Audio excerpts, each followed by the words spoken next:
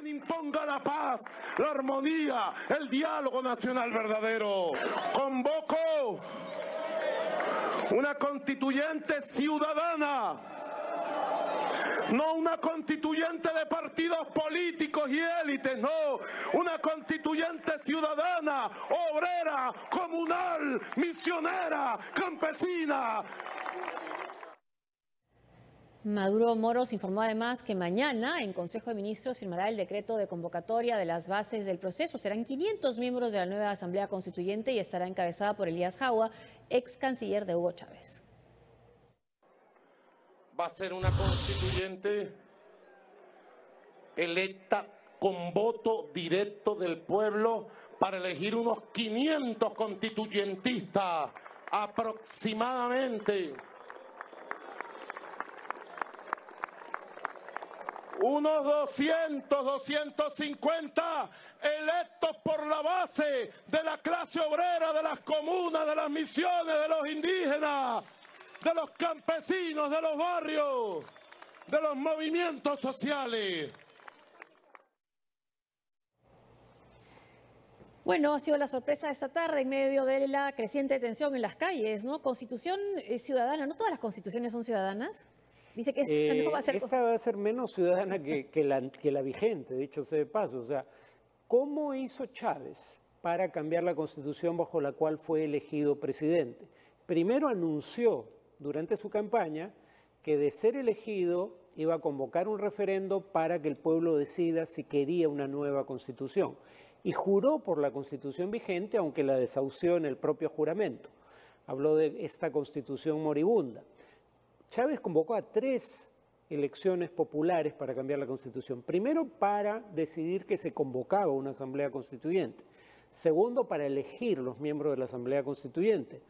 Tercera elección, referendo también, para ratificar la Constitución. Aquí no va a haber ninguna elección basada en sufragio universal, secreto y directo. Porque no parece que vaya a haber una elección popular, un referendo popular para decidir si se convoca a una asamblea constituyente. Lo decide de motu propio el Ejecutivo. Los propios miembros de esa asamblea constituyente no van a ser elegidos como los de la asamblea constituyente convocada por Chávez, por sufragio directo, universal y secreto, sino que cerca de la mitad van a ser elegidos de esa manera. La otra mitad van a ser elegidos por sufragio, pero dentro de organizaciones de base, no sufragio universal. Y esas organizaciones de base, ¿quién garantiza su representatividad? Tenemos una experiencia histórica en la cual supongo se basa Maduro para decir que esto es una forma más avanzada de democracia, la experiencia de los soviets en la Unión Soviética. Pero sabemos cómo acabó. Cuando los soviets empezaron a pronunciarse, o algunos de ellos en contra del gobierno bolchevique, empezaron a ser reprimidos. Y cuando los marineros de Kronstadt, que habían luchado para derrocar al zarismo, se rebelan contra el gobierno bolchevique, la rebelión es aplacada a sangre y fuego, y a partir de 1922 lo único soviético en la Unión Soviética era el nombre. Los soviets habían desaparecido para todo efecto práctico. O sea, el pueblo organizado solo participa en tanto sea organizado desde el poder. No son organizaciones autogeneradas necesariamente. Y además elige quién es el pueblo y quién no es el pueblo, lo ha dicho clarísimo Maduro. O sea, los obreros son el pueblo y los obreros que él elige, y los que no lo sean no son parte tampoco de los que pueden votar o ser ciudadanos. Cuando llega el chavismo, la mayoría de los sindicalistas pertenecían a... pertenecían a partidos políticos, pero no a lo que ahora es el Partido Socialista Unificado de Venezuela, ¿no? Ha tenido varios nombres en el proceso, pero no al partido de Chávez. Chávez no tenía una muy buena relación con los sindicalistas que no pertenecían a su partido. Entonces, nuevamente, los sindicatos son aceptados como representativos en tanto sean oficialistas. Claro. No todo sindicato es libre de participar en este proceso. Y además, ¿cómo no van a participar los partidos políticos? Dice, esta es una asamblea legislativa de partidos políticos. Bueno, di que no puedan postular a nombre de partidos, pero que el pueblo sea el que elija. Que ¿no? se organice más, sí, porque satanizar a los partidos políticos que están representados y han sido elegidos por... Bueno, él no es presidente de un partido. político. Además, sí, habría que recordar la idea de los trabajadores manuales intelectuales, en todo caso, en este caso, frente a lo que dice Maduro, que son los obreros. Pero, por ejemplo, Chávez también tenía este componente de participación del pueblo organizado en el proceso de elaboración de la Constitución. Pero en la constituyente de Chávez, repito, los constituyentes eran elegidos por sufragio popular. Le tenía miedo a las y tenían la obligación de escuchar a los grupos organizados de la sociedad civil, pero no estaban sometidos a mandato imperativo de esos grupos y eran los constituyentes elegidos por el pueblo los que aprobaban la Constitución. La oposición venezolana de inmediato rechazó esta convocatoria de Maduro y remarcó que no se trata de una asamblea constituyente, sino de una burla y un golpe de Estado. Todo esto lo dijo el presidente de la Asamblea Nacional, Julio Borges, en representación del bloque opositor Mesa de la Unidad Democrática. Que unifique, Señor, a todos los venezolanos en un mismo sentir y un mismo propósito. Te pedimos que saques la injusticia y la corrupción de nuestro país. Y para ampliar lo que está sucediendo en Venezuela, reacción de la Mesa de la Unidad Democrática, estamos por teléfono con el diputado de Primero Justicia y miembro de la MUD, Eudoro González. Señor González, buenas noches, gracias por estar con nosotros. Bueno, ¿cuáles van a ser las acciones que va a tomar la Mesa de la Unidad Democrática frente a este anuncio y por qué lo consideran una burla?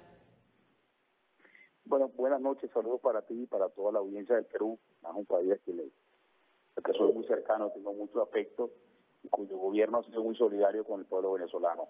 Bueno, es una burla porque cómo se entiende que se va a hacer una elección de una asamblea constituyente para consultar al originario, al poder, al constituyente, al ciudadano, sin que el ciudadano pueda elegir libremente a los miembros de la asamblea. Eso más burla que eso, no hay ninguna evidencia mayor.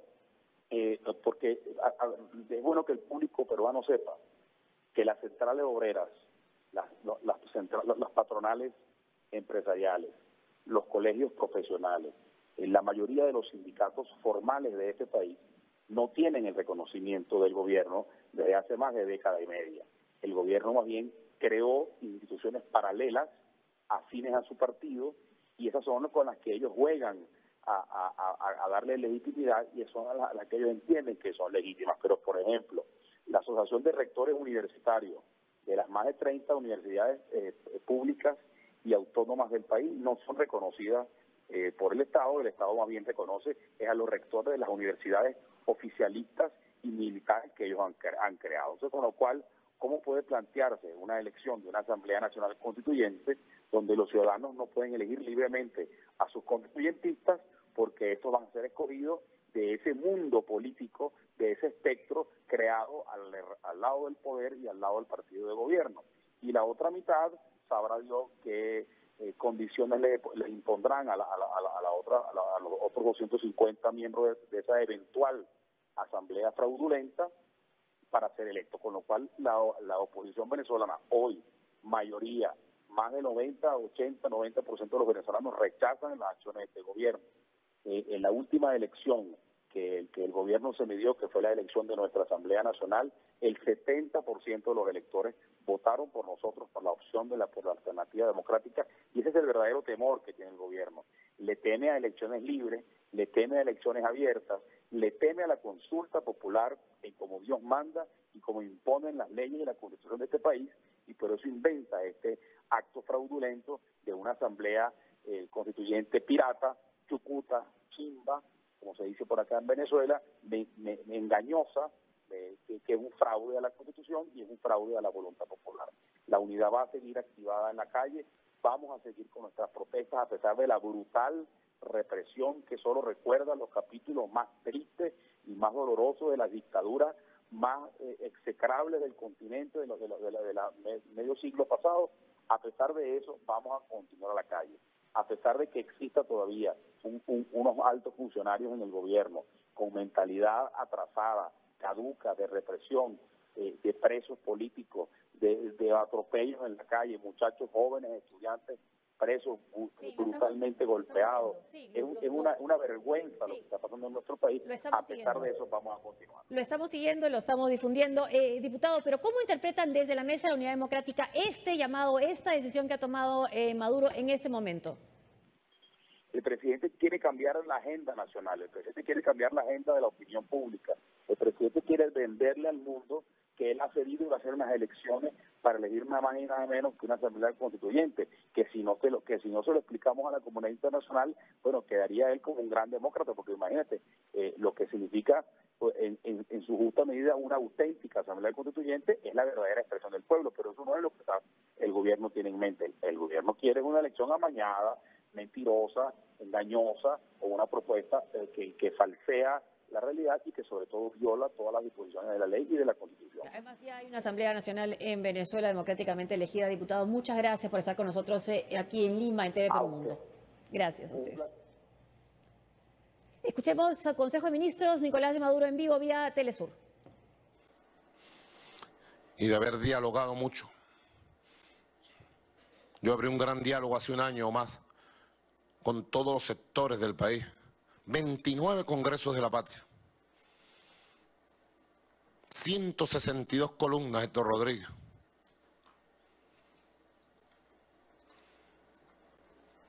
Con ellos tenemos un diálogo permanente sobre los temas del país. Con el alto mando político.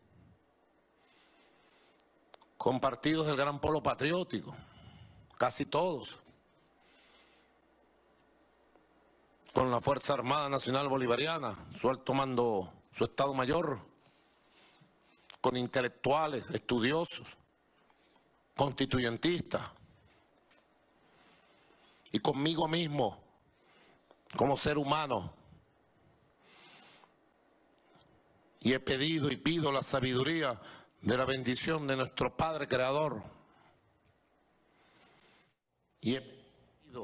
Estaremos pendientes al momento en que se refiera directamente a esta convocatoria que ha hecho esta asamblea, como le dice, colectiva, ¿no? Asamblea Constituyente colectiva. Vamos a ver ahora los tweets, las reacciones de los líderes de la oposición. Las tenemos acá. Enrique Capriles, a todo nuestro pueblo, pero especialmente a quienes viven cerca de Miraflores, o sea, el Palacio de Gobierno, 9 de la noche, que retumben las cacerolas. A esta hora habla el esperpento. O sea, a ese sí se refiere a Nicolás Maduro, y a esta hora está hablando Nicolás Maduro, como hemos podido escuchar, vía Telesur. María Corina Machado, lideresa también de la oposición, venezolanos a desconocer al dictador su burda maniobra y a arreciar la protesta ciudadana. Eso demuestra que la dictadura está en días finales. ¿Puede ser señal de debilidad esta salida o esta, digamos, decisión de Maduro? Depende de cómo se vea. Es señal de debilidad en el sentido de que Maduro está haciendo lo que jamás hizo Hugo Chávez. Hugo Chávez jamás rehuyó una convocatoria electoral. Cuando la oposición tuvo las firmas necesarias para convocar un referendo revocatorio, Chávez se sometió a ese referendo y lo ganó. Este gobierno, esto es consecuencia de un gobierno que no aceptó convocar un referendo revocatorio, alegando cosas que eran francamente inverosímiles, como que no se habían reunido el 1% de las firmas que era necesario para dar inicio al proceso de convocatoria del revocatorio. Recordemos que la oposición poco antes había ganado 2/3 de los votos en una elección popular y las encuestas revelaban que más del 70, cerca del 80% de la población desaprobaba la gestión de Maduro. Entonces no es creíble que no pudieran reunir 1% de las firmas del padrón. Básicamente es un signo de debilidad en tanto está tratando de evitar que el pueblo se pronuncie a través de las ánforas, como se hizo durante toda la etapa chavista. Uno puede criticarle a Hugo Chávez el crear condiciones inequitativas para los procesos electorales, pero jamás rehuir un proceso electoral. No es un signo de debilidad si esto es algo que cuenta con el respaldo del partido y del alto mando militar. O sea, porque finalmente hemos llegado al punto en donde ahí es donde tienen que surgir grietas para que esto cambie en una dirección democrática, y no parece haberlas. Antes de conocerse el anuncio de Maduro, la oposición venezolana estaba en las calles en el inicio de un nuevo mes de protestas contra el régimen chavista. Es por el Día del Trabajo, donde también hubo unas manifestaciones del oficialismo. Que unifique, Señor, a todos los venezolanos en un mismo sentir y un mismo propósito. Te pedimos que saques la injusticia y la corrupción de nuestro país. La oposición venezolana cumplió un mes protestando en las calles contra el gobierno de Nicolás Maduro. Este lunes intentaron dirigirse a las sedes del Tribunal Supremo de Justicia y el Consejo Nacional Electoral, pero fueron bloqueados por la Guardia Nacional, que lanzó bombas lacrimógenas.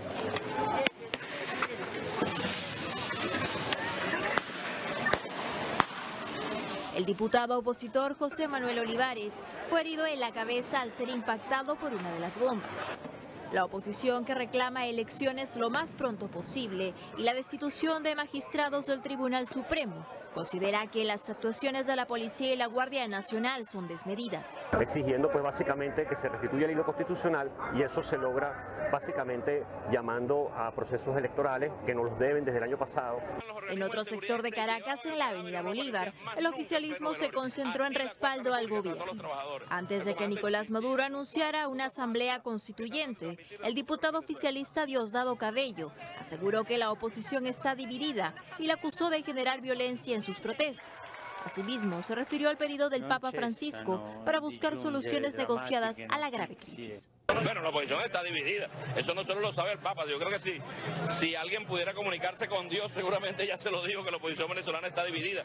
Pero es esa oposición que un día aplaude al Papa y otro día lo castiga. El encuentro de los simpatizantes chavistas se da un día después de que Maduro anunciara el aumento de un 60% del salario mínimo mensual.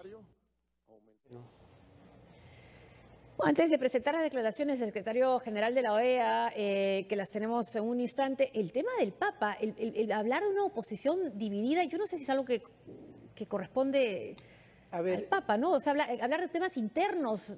Sí ha habido divisiones en la oposición, sobre todo ante el primer intento 2014, de mediación, ¿no?, del Papa. Pero habría que recordar que ese intento de mediación llegó a su fin cuando el secretario de Estado del Vaticano, por encargo del Papa, envía una carta confidencial, pero cuyo contenido se filtra, al presidente Maduro y también con copia a la oposición, en donde le pide a Maduro que cumpla con acuerdos alcanzados en reuniones anteriores.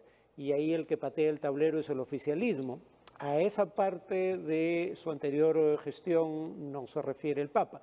Lo que sí es cierto es que probablemente, como en ese momento en la oposición haya división respecto a la pertinencia de una nueva gestión de mediación, porque lo que ellos creen, algunos en la oposición, es que el gobierno no busca realmente negociar, sino ganar tiempo, como ya ocurrió en ocasión anterior. Pero ahora sí parecen estar por lo menos más unidos en lo que es la salida a la calle, ¿no?